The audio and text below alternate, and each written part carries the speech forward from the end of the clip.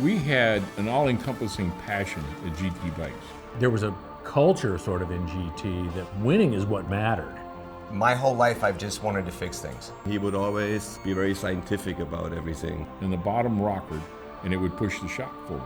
I'd never ridden the RTS. And I get to the bottom, you know, and she had already, of course, finished across the finish line. I won. That's like one of the greatest upsets, probably in mountain bike history.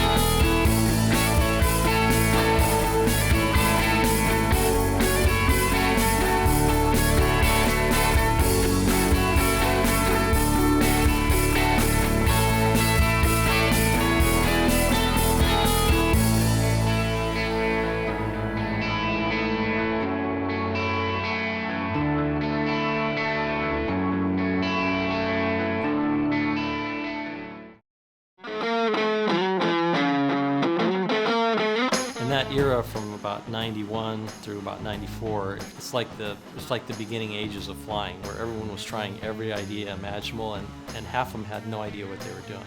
There was also some early suspension designs from some of our competitors which were absolute BS, I have to say. You know, racing was driving it, but business was driving it. So some people they wanted something that had a spring or a bumper or a piece of plastic in there just to say they were in the suspension game. Yeah, there were so many different principles of what a suspension bicycle could or should be that was sort of like, wow.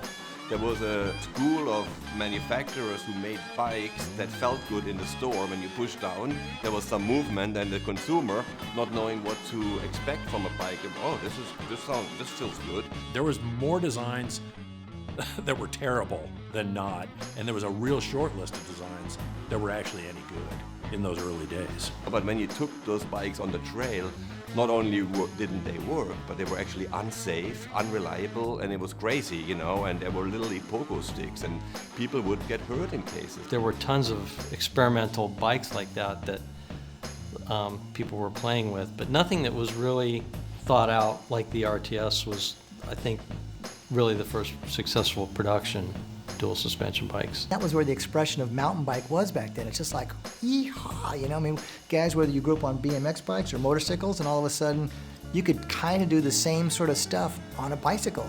The GT RTS was definitely a landmark in suspension pioneering, you know, because it was a bike that delivered.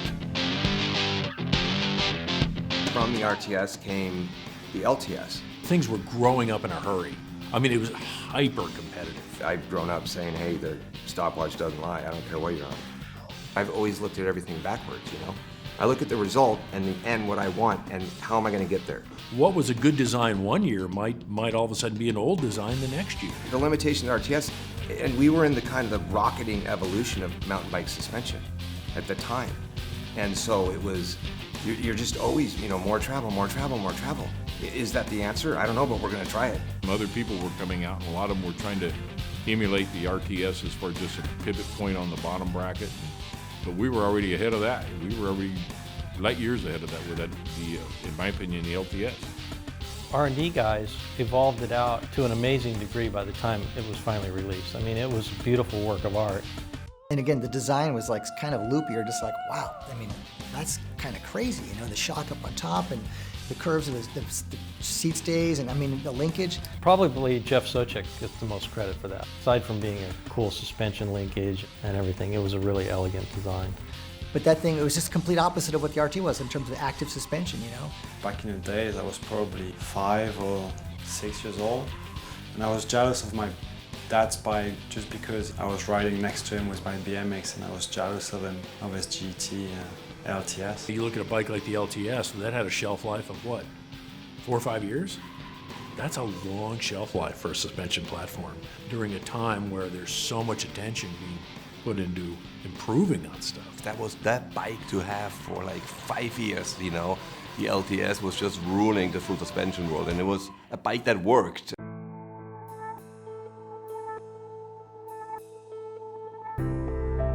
You think about what a team does. It's a marketing tool, it's a branding tool, you know, it's a validation tool, but it's an R&D tool. And at GT, our team was a bona fide R&D tool. GT was the #1 brand. They always had the raddest equipment and the best riders. For me, coming up through motocross, it was like the factory Honda of mountain biking. It was serious, it was professional, lockers, mechanics, fencing, you know, sandwiches. You know, there was other competitive teams, but they didn't have what we had. We had the best of the best in every level. Those guys were definitely, you know, the guys that everybody, I think, was gunning for during that time and riding the equipment that all of us kind of wanted to be riding. Guys like Busby, you know, at the races, helping with tuning, you know, the guy that's actually designing the bike, they're helping the riders even go faster. A lot of engineers, they build a widget, they hand it off, and they'll wait to get some feedback on Monday morning. Jim wanted it on Sunday. The main 3 people that I was working with, like day in and day out, was, you know, Nicholas, Mike, and Mercedes. I came from motocross, so suspension and geometries and all that, it was like in my backyard. I completely understood the importance of it and how it worked. You couldn't have 3 different platforms or people that giving you feedback that could be any better.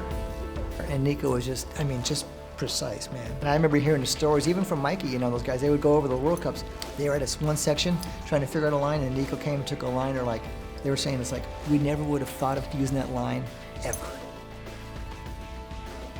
On top of, you know, Nicholas's just undeniable talent, he was a real student of technology. I mean, he really knew his bikes well, and he knew suspension well in particular. And he and Jim Busby, they had a real strong working relationship. My king, Ike!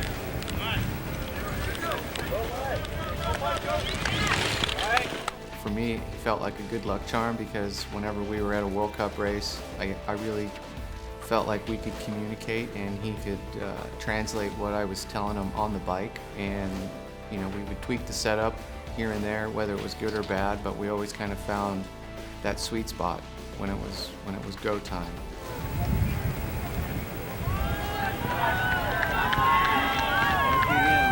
He didn't just talk to the athletes, he not grilled them's the wrong word, but he really went deep on what they were feeling, what they were experiencing, what they needed to make this design better, faster. You had the best riders, but then, you know, when they're killing you at races, you're like, you know, Mikey should be beating me at this race, but maybe not by this much, you know? So then it kind of gets you in your head a little bit where you're like, dude, that bike must be working really good. A round of applause for our top 5 male riders at the Grundig UCI World Cup.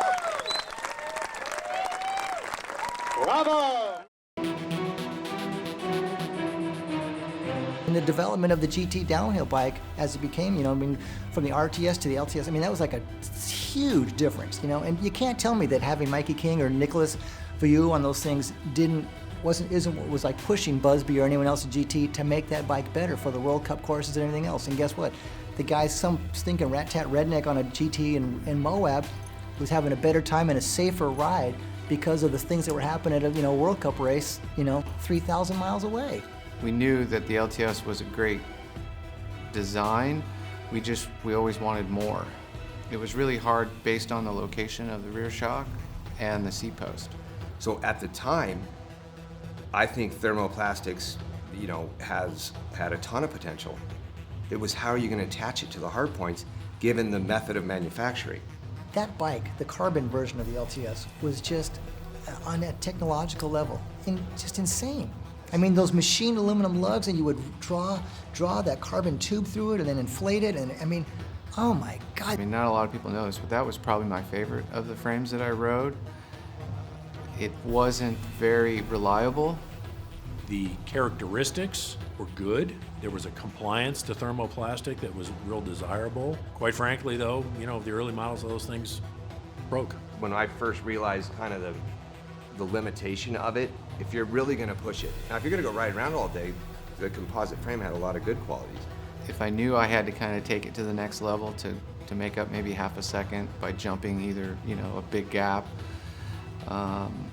I knew I could do it. We're in Pentecosta, Spain, and he comes down and he's I mean, this is testing, 10-foot drop off, and that's being nice. It's probably more than that, and he ain't gonna stop, and I mean just slam it, and he comes in, and I'm going, man, and he kept going. But then those frames, they ended up failing a few times. I don't know that they got raced in elite events too much because of a confidence issue. We just couldn't afford to have something break. You can't afford to lose a race. You can't afford to have a product from your primary sponsor blow up in public. Not good. Racing absolutely improved the breed, and for all them stinking nincompoops that were just like always, their nose in the air, thinking like, oh, racing this, racing that, they're idiots. Now, that's part of the R&D that goes with racing. There was a reason why we had a bunch of spares, because we were going through them, but I also felt like that was the best bike for me. Unless you're gonna try everything and fail, how do you think you get better at things?